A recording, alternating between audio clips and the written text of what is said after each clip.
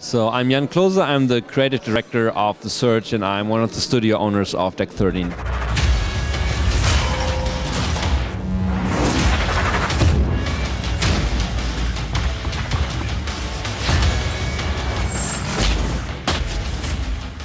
I would consider it a hardcore action RPG, so it's got a lot of role-playing elements in there, and it's pretty tough from the balancing, but still it's a lot about what I like in role-playing games. It's about crafting, it's about developing your character, and this will help you overcome tricky situations.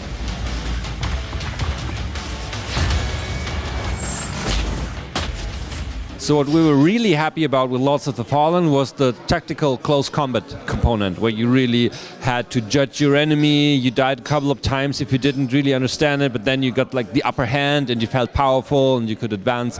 And I think it's pretty, it's not so easy for a game to really get this right. So we said, okay, let's keep this and build up on this. But there were a lot of other places where we said, okay, we need to do something maybe more creative or just better. The setting, of course, is totally different, playing in the near future. And we used that to improve stuff or to have better ideas that we could fit in.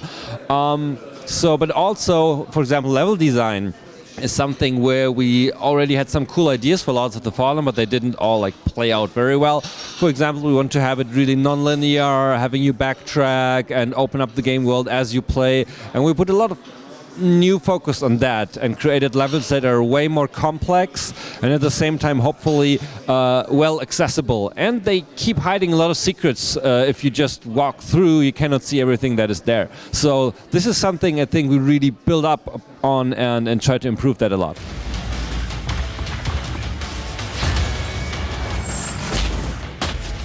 What I think is really special is that you can target individual body parts in the real-time combat. So you don't do like a VATS mode in Fallout or something, but you do it in real time while you're fighting. And I think it works pretty well. So you can really pick the body part you want to target. Why would you do this? Because there are several reasons. One is that you can have an easier fight if you target an unarmored body part, or you can get something from your enemy. If you target a special armored body part, you can get this part of armor if you cut that off in a correct finishing move. So I think this is pretty special, and the cool thing I think is it ties into the game world. It's maybe a bit hard to do this in a like fantasy environment, but here with our like broken company complex where you have the workers and they all wear these exoskeletons, it makes sense for your own survival that you try to get stronger. You take something from your enemies and put it on for yourself after you crafted it. So I think this is pretty special, and we're totally happy that it's not like just a feature we put on top, but it's really integrated into everything, into the game world, into the way you fight and the way you develop your character.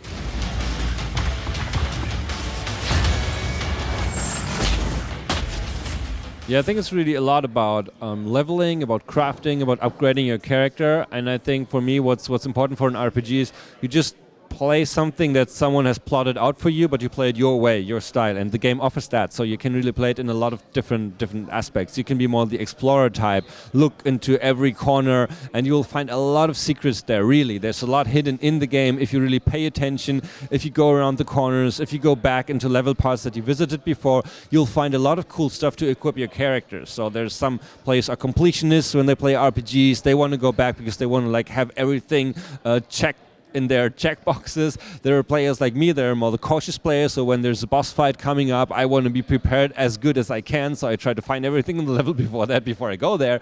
Or you just walk through and say, okay, I want to finish this game, I don't look left or right, and I do this, and maybe it's more tricky and I need to be more skillful, but I can do that. You can also do that in the game, it's always allowed.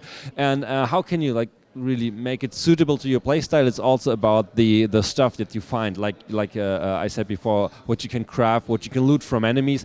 Most of the good stuff you really take from your enemies, because this is not an environment where you have lots of weapons around, because it's like a factory with things going wrong. So you need to pick up tools, use them for yourself, and when the enemies get it, you need to take what they have. And you can go for a more heavier play style. You get very slow, heavy weapons. where you say, okay, I level this up. You can upgrade all your weapons. You can upgrade all your gear. So this is also where you can put the focus. I want to play with this weapon or with that. I want to be more agile. I want to be faster. Whatever, you can do this. So I think there's really a lot that builds up your character. We don't have a traditional leveling system with attribute points or something. We have skills, but these are implants that you kind of upload into your software of your system and can exchange them later. So it's a new approach, but I think there's a lot of RPG stuff in there. It's coming out in May this year for Xbox, PC, PlayStation 4 and PlayStation 4 Pro. We are human, so we fight. But are we fighting for our future or theirs?